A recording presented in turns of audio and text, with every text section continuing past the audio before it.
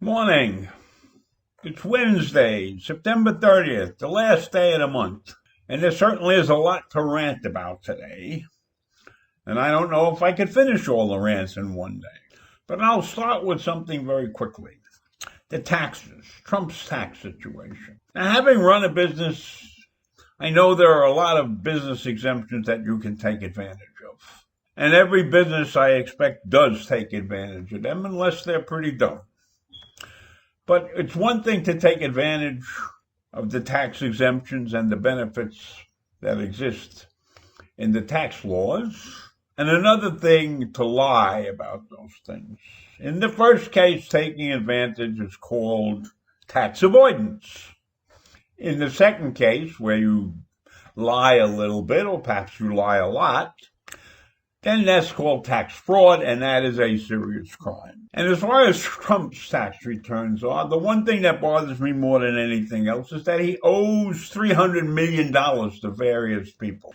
And for a president to owe that kind of money, and that kind of money is coming due soon, puts him in a tenuous position. The obvious thing is that he could be blackmailed, that people could put pressure on him to pay his debts or else. Because he's notorious for this. And he could have avoided this whole thing if simply when he was a candidate, he had said, I am not showing anybody my tax returns. If he had done that, this thing might have gone away. Or maybe it wouldn't have gone away, but it wouldn't have painted him as a liar. So you can't stand up there and say, I'm going to show you my tax returns, and then make 100 excuses, all of them surrounded by the lie that he's under audit, and that's why he can't show his returns, because that's a lie. You can show your returns even if you're under audit. I don't think the IRS gives a shit if you show your returns to anybody.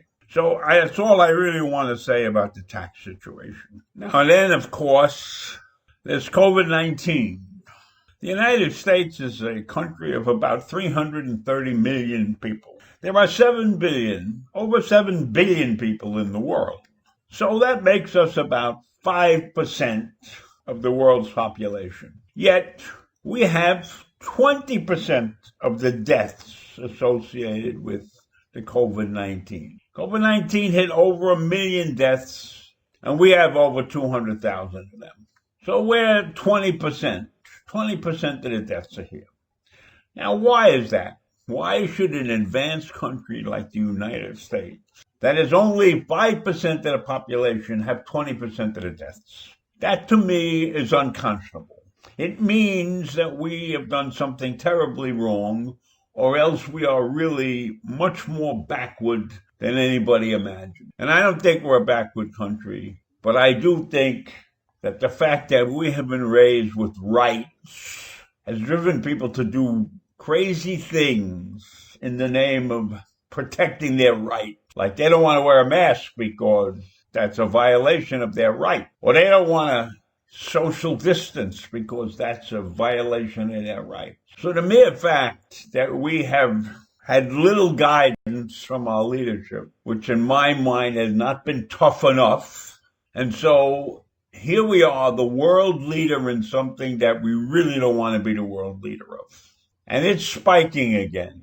And there are lots of businesses that are on the verge of going out of business. And while we are letting them operate, they're operating under conditions where they really can't make a living. So a lot of them are going to just throw in the towel if this continues.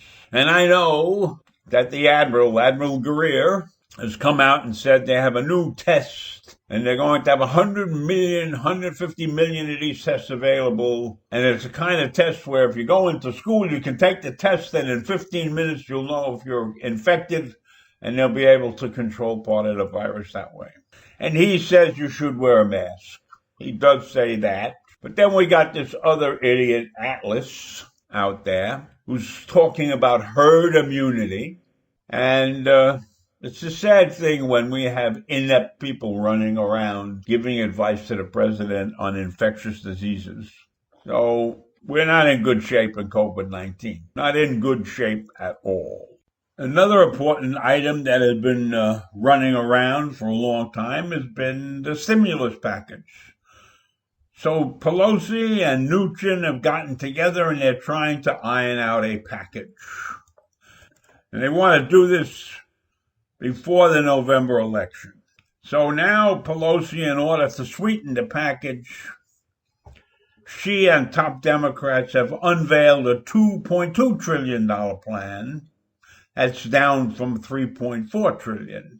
And it would include another round of $1,200 stimulus checks to households under certain income levels, plus major funding for the post office, for coronavirus testing, and for small business aid.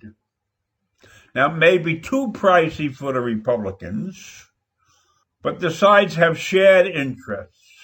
That means that maybe Pelosi is under pressure from her fellow Democrats, and Mnuchin is probably under some pressure to get a deal done so that the Republicans will look good going into the election.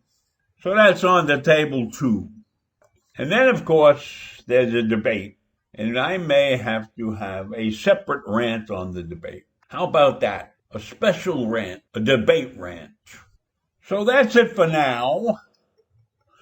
And I'll be gone for a while, and then maybe I'll be back before the end of the day with my special rant.